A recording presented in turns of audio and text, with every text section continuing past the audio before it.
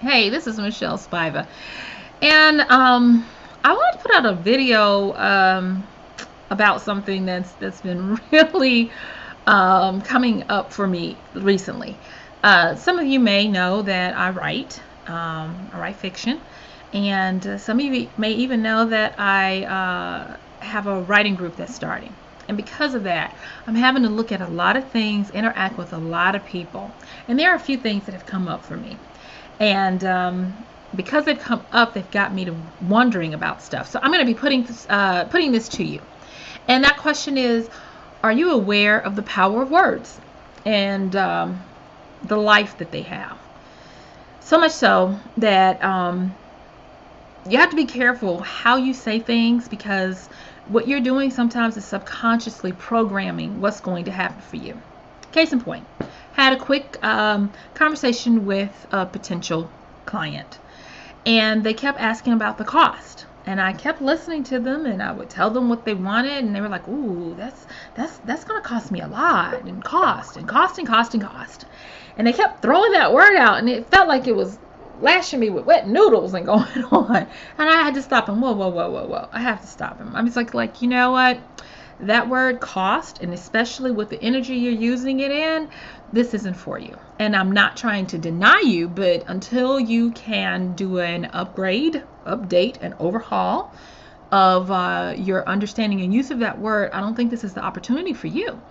And it was such that I didn't want to shut them down, but I did want to get them to look at the power of the word. So instead, I supplied, well, why don't you look at investment?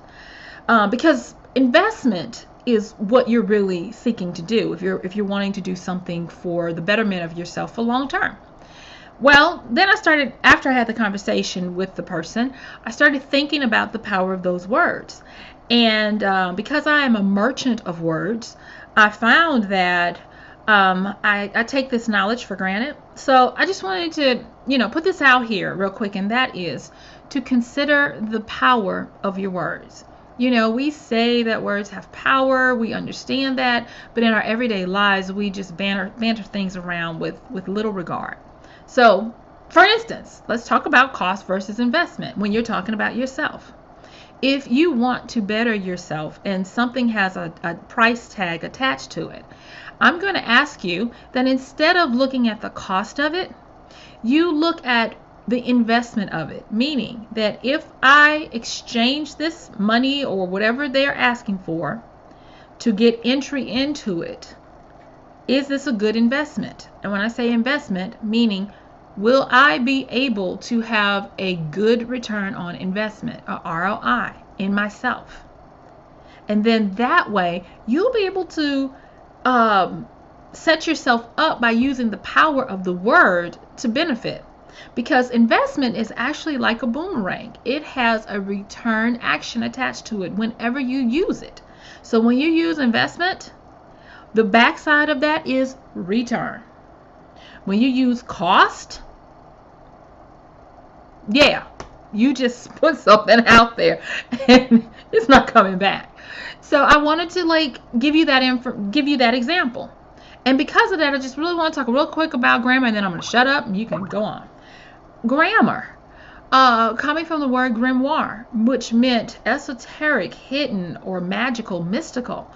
When you speak, you're actually weaving life and elemental emotions into things. So I'm going to ask you today to censor what you say. And if you're saying things that you don't really understand the power behind it, I'm going to ask you to refrain from it. Like cost versus investment when you're talking about yourself. So that's, I guess, what I had today. I hope it makes sense. And put some feedback in there. Let me know what you think. And I'll talk to you soon. Thanks so much. This is Michelle Spiva. And you have a wonderful rest of your day. Make it an investment, okay? Thanks.